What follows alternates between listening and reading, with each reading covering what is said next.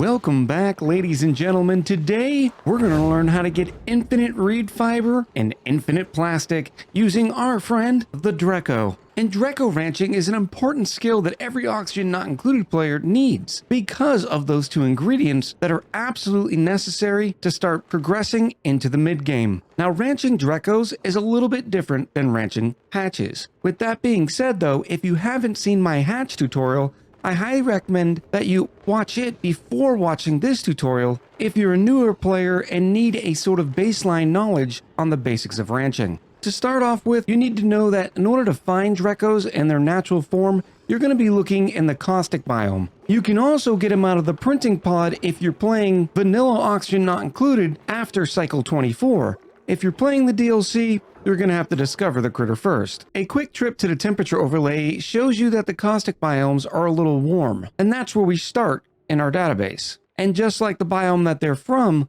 the Dreckos are born a little warmer, but they do have a pretty wide livable range from 15C all the way up to 110. Dreckos produce the same amount of meat as hatches, and they'll eat pincher pepper plants, balm lilies, or mealwood plants. You're going to want to go with mealwood plants, and I'll show you why here in a few. But when they do eat any of these plants, they'll give you some phosphorite in return. It's not a lot of phosphorite, at only 10 kilos per cycle for the standard Drecko, but typically, this is all the phosphorite you're going to need. And as a reminder that phosphorite is handy. Combined with balm lilies, you can create medical packs. They're an important ingredient in making fertilizer. Pincher pepper plants and wheezeworts also need them for fertilizer. And then finally, your shine bugs can also eat that phosphorite. Now I have a few basic ranch styles to show you, but before we get into each ranch style, I want to emphasize why I said that mealwood's pretty much the best. And that's because when Dreckos eat mealwood, the chances of them laying a glossy Drecklet egg go up. Now glossy Dreckos themselves can only eat mealwood plants and bristle blossoms. They have a slightly smaller livable range. They still drop the same 3,200 calories worth of meat, but they eat a little bit more of the plant and provide a little bit less of the phosphorite. That's not what makes glossy Dreckos so important. And that importance comes from the fact that they can be shorn using a shearing station. When using the shearing station on regular Dreckos, you're given reed fiber, 2 units or 2 kilos to be precise. But when you shear a glossy Drecko, you're given 150 kilos worth of plastic, and that's pretty powerful. And you can tell when a critter's been shorn because then you'll be able to see their little butts as their scales start to regrow. But this is an important point about shearing your Dreckos, is in order for those scales to grow back, they have to be sitting in a hydrogen-rich environment. But when they are, a regular Drecko, scales will grow back in 8 cycles, and 3 cycles for the scales of the glossy Drecko to grow back. So let's get into a few different ways that you can maximize the amount of plastic and reed fiber that you're getting from these Dreckos. First is the standard sort of ranch. Remember, they eat mealwood, so you need to plant mealwoods. In fact, the ratio of mealwoods to Dreckos is 3 mealwood plants for every 4 Dreckos.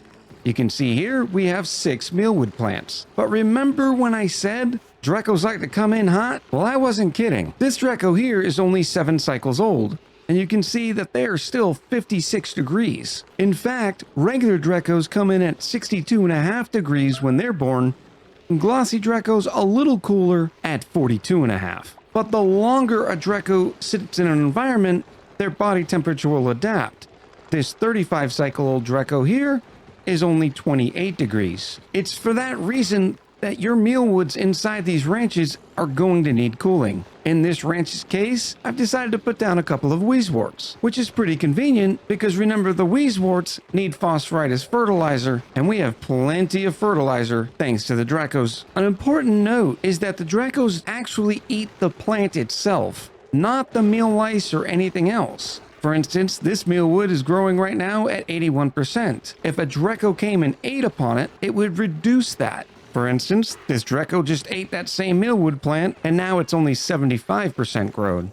To highlight that, if we go over to their property panes, you can see that a glossy Drecko will consume 33% growth of a mealwood and 17% growth of a bristle blossom per cycle, whereas your standard Drecko will only consume 25% growth of a mealwood, 6% of a balm lily, or 9% of a pitcher pepper plant. Every once in a while, you still may get a mealwood that is ready for harvest. I like to leave the plant sitting there and disabling harvest on them, because at this stage of the game, you're probably not eating that meal lice anyways, but it's not a big deal either way. Just remember to keep an eye on it and make sure that your Dreckos all have enough to eat. In this ranch, we're using a little bit of active cooling. You can see we have radiant liquid pipes, and they're just going right by the plants. And using anything like polluted water is plenty of cooling to provide the plants to make sure they don't get stifled. Because while the Dreckos do produce heat, it's not a lot of heat. And that method of cooling may be preferable because, as you can see here, the Weezeworts are producing that radiation. Now in this example, I have the grooming station and the critter drop-off far enough away from the Weezeworts where the duplicates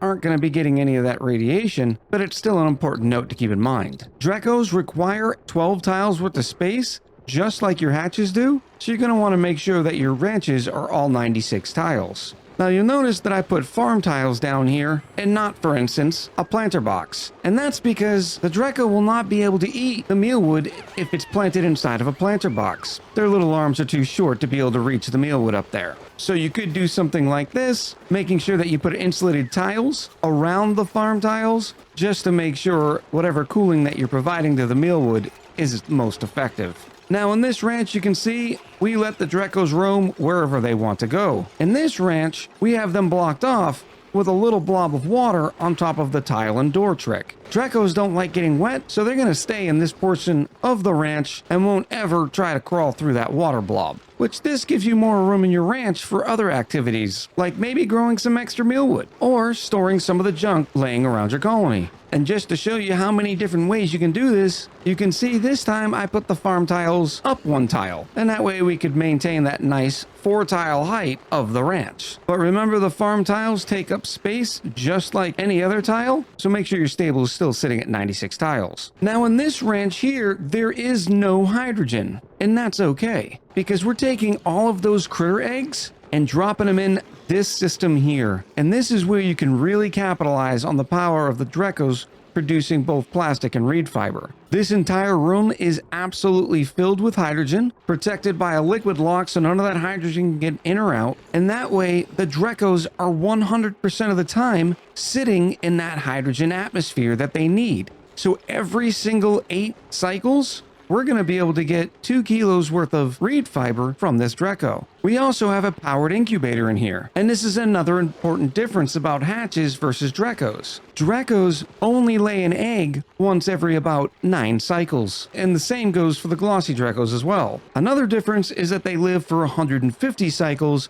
versus the 100 cycles of the hatch. To offset that, the eggs incubate at a much slower rate, at only 3% per cycle, so it'll take you a little over 30 cycles for each egg to hatch in either an unpowered incubator or if the eggs are just sitting idly around. But when properly powered and lullabied, the Drecklet egg then incubates at 17% per cycle, which means it'll take a little less than 6 cycles for it to hatch. Because of that life cycle, if you're going to use unpowered incubators, you need to keep in mind of the math and how it's a little bit different than hatches. For instance, we need to replace 8 Dreckos in 150 cycles. Based on those incubation rates and the age, the ratio is very similar though. Each unpowered incubator will give you 5 Dreckos in 150 cycles. So for each Drecko ranch, you're going to need 2 unpowered incubators. But if you do choose to power it, the incubator will then give you 25 Dreckos, which is enough to support 3 ranches. And all of these ranches all have their eggs being dropped off in this room. You do have to make it a room, which then makes the room a stable when you add the shearing station. And that's important because the shearing station does have to be in a stable. You're also going to want to make sure that you have Atmos suits on the ready, not only to prevent them from getting sopping wet for going through the water, but also because your ranchers would get major eye irritation if they were in a room filled with hydrogen without wearing a suit. As an example of how powerful this system can be, I've brought you over here to our regular Let's Play series, we have one simple ranch of regular Dreckos, and it doesn't take you very long before you end up with a room that looks a little bit like this. This system here has provided us almost 300 tons of plastic and over 1,300 units worth of reed fiber, and that's not counting all the reed fiber and plastic we've already used. Now, to save yourself some frames and keeping the performance of your colony up, every once in a while, you're going to want to come in here and dispose of all the Dreckos. And as a caution, don't wait until there's 40 or 50 Dreckos in here, otherwise it's going to take your duplicants a very long time to clean up the room. So Echo, if feeding Dreckos mealwood increases their chance of getting glossy Dreckos, why not just set up a glossy Drecko ranch instead? And that's a very valid point. For me, it's based on the ratio of how often the glossy Drecko produces plastic versus how often the regular Drecko produces reed fiber. I want as many glossy Drecko eggs in here as possible, but I still want some of the reed fiber being provided by the Dreckos. That way we can keep repairing suits, we can keep creating wonderful paintings, and even providing our dupes a little bit of carpeted tile. Another advantage of doing it this way is, remember, your Dreckos eat less than your glossy Dreckos do and still give you more phosphorite in return. It's not a huge difference, but it's definitely something you'd have to take into account. I'd be remiss not to mention that feeding them pitcher pepper plants is not necessarily a bad idea and does have the advantage that they don't care what environment they're in as long as they're receiving the phosphorite and polluted water.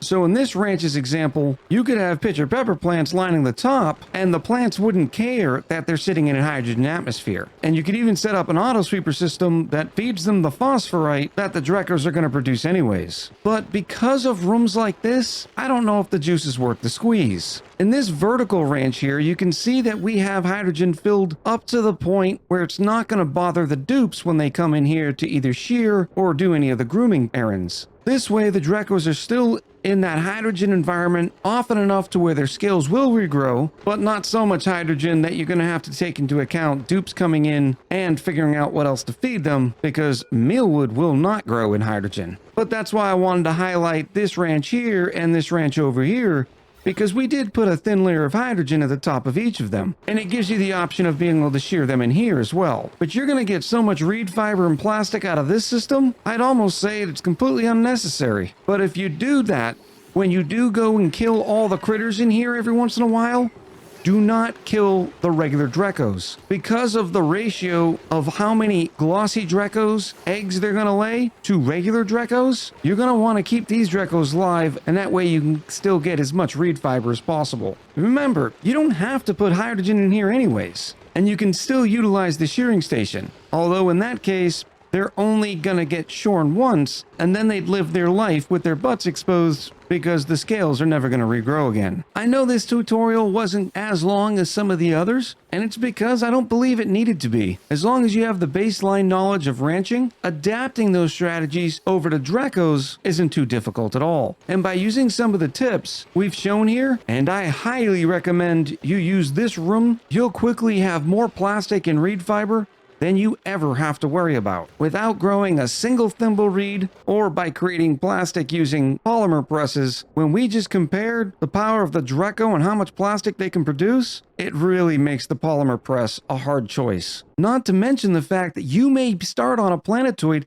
that doesn't have thimble reed or a source of oil. So while we've just shown 3 basic examples of ranches, just like everything else in Oxygen Not Included, there's a million ways to skin this pip. Let me and all the other viewers know what your strategy is with Dreckos in the comments below. I hope you enjoyed this tutorial, so until next time, I'll talk to you soon.